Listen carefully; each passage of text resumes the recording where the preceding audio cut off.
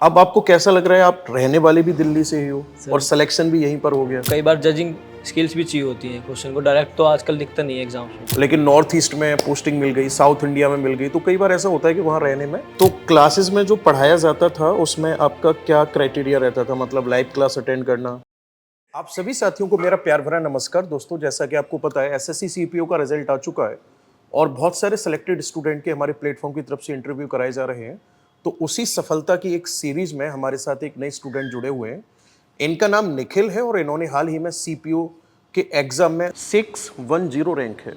और मजे की बात यह है कि ये दिल्ली में ही दिलसाद गार्डन के पास रहते हैं। तो सबसे पहले तो निखिल, हमारी पूरी टीम की तरफ से आपको बहुत बहुत शुभकामनाएं, बहुत बहुत धन्यवाद। और निखिल, आप अपनी तैयारी के बारे में स्टूडेंट को क्या बताना चाहेंगे? कौन से सन में आपने तैयारी को करना शुरू किया था? सर जो ईयर था वो 2022 था और लास्ट ईयर जब मेरा ग्रेजुएशन चल रहा था तभी मैंने स्टार्ट कर दिया था। तभी से 2 साल के करीब मैंने प्रिपरेशन कराया।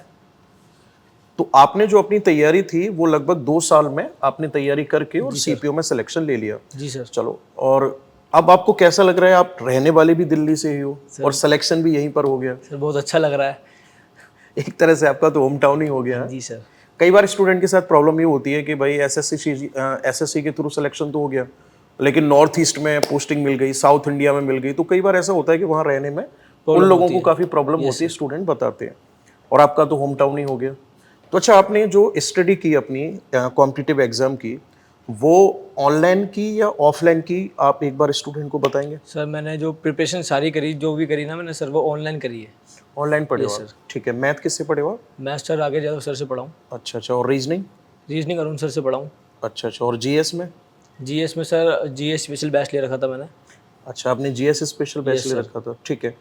तो क्लासेस में जो पढ़ाया जाता था उसमें आपका क्या क्राइटेरिया रहता था, मतलब लाइव क्लास अटेंड करना, या फिर कई बार ऐसा होता है कि स्टूडेंट रिकॉर्डेड वीडियो देखते हैं, कई बार ऐसा भी होता है स्टूडेंट पीडीएफ से पढ़ाई करना शुरू कर देते हैं? सर मैं जो प्रेफर करता था वो रिकॉर्डेड वीडियो देखता था और उसको एक बार देखने के बाद ना पीडीएफ पढ़ता था। उसके बाद ज़्यादा टाइम पीडीएफ में डिनोट करता था अपना। अच्छा, मतलब एक आपका कहने का मतलब है कि जीएस पढ़ने का एक तरीका ये भी हो सकता है कि जो हम लोगों ने नोट्स प्रोवाइड कर रखे हैं, जी आप उसको पढ़ो और क्रॉस चेक करने के लिए स्पीड 2 करके आपने वीडियो को चेक कर लिया। उससे रिवाइज हो जाता सर। कुछ टीचर ने एडिशनल तो नहीं पढ़ा यस रखा। सर। ठीक है। अच्छा, एक बात और मैं पूछना चाह रहा था, जब आप एग्जाम देने गए तो जीएस सेक्शन में आपको क्वेश्चंस कैसे लेवल के देखने को मिले थे? मॉडरेट लेवल था या ऐसा था कि थोड़ा हाई एडवांस लेवल के क्वेश्चंस थे? सर कई बार थोड़े हाई एडवांस भी दिखते हैं, कई बार थोड़े मॉडरेट भी दिखते हैं। ये जब तक पढ़ते नहीं है ना सर तब तक फिर जज करने का, मतलब कई बार जजिंग स्किल्स भी चाहिए होती हैं क्वेश्चन को डायरेक्ट तो आजकल दिखता नहीं है एग्जाम्स में। अच्छा, मॉक टेस्ट लगाते थे आप? मॉक टेस्ट लगाता था सर।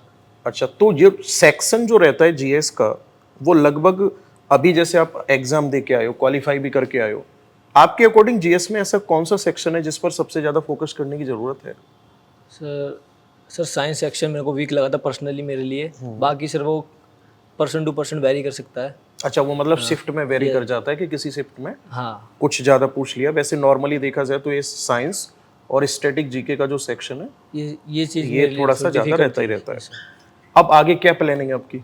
सर आगे सीपीओ ज्वाइन करना है सर। उसके बाद अगर टाइम मिलता है या कोशिश करूँगा उसके लिए सीजीएल के लिए तैयारी करूँगा सर मैं। अब आप सीपीओ में सेलेक्ट हुए कुछ दिन, तो आपको ट्रेनिंग में अच्छा खासा यस सर। मतलब टाइम मिलने का कोई मौका देंगे ही नहीं। उसके बाद में ज्वाइनिंग के बाद में टाइम ज्वाइनिंग के बाद सर डेफिनेटली स्टडी करूँगा आगे के लिए। आगे का क्या प्लान है, मतलब कौन सी लाइन में जाना है, किस चीज़ के बारे में सोचा है? सर सोचा तो अभी कुछ नहीं था, ये भी सर सोचा नहीं था सीपीओ मिलेगा। हाँ। वैसे dream post sir GST inspector है मेरी। अच्छा, मतलब अभी एसएससी सीजीएल की तरफ जाना है। Yes sir. घर में कैसा माहौल है? घर में बहुत खुशी का माहौल है सर। आसपास भी सर खुशी का माहौल है। पापा क्या करते हैं आपके? सर पापा बिजनेसमैन है। बिजनेस बिल्डिंग मैन है। मटेरियल का काम है सर। अच्छा अच्छा, बहुत बढ़िया। और घर में पहले कोई सिलेक्शन है पहले गवर्नमेंट? इसी साल हुआ है, भाई का सिलेक्शन हुआ है सर हेड कांस्टेबल मिनिस्ट्रियल में, बड़े भाई का हुआ है।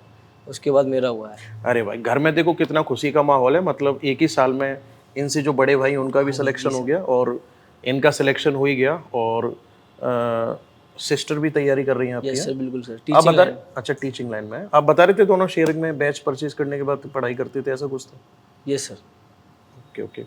चलो, हमारी पूरी टीम की तरफ से बहुत सारी शुभकामनाएं, और हम पूरी तरह से आपके लिए यही उम्मीद करेंगे कि आप एसएससी सीजीएल में सेलेक्ट होकर आएँ और आप अपनी लाइफ में और आगे बढ़ें। जब भी आपको टाइम मिले आप पढ़ाई ज़रूर करें, और पढ़ते रहने का सबसे बड़ा फ़ायदा ये होता है कि आप ना जब स्टडी मटेरियल के टच में होते हो ना, तो माइंड कॉन्सेंट्रेट भी रहता है, बहुत सारी नई चीज़ें आपको और सीखने को मिलती हैं। जी सर, तो पूरी टीम की तरफ से बहुत सारी शुभकामनाएं। धन्यवाद।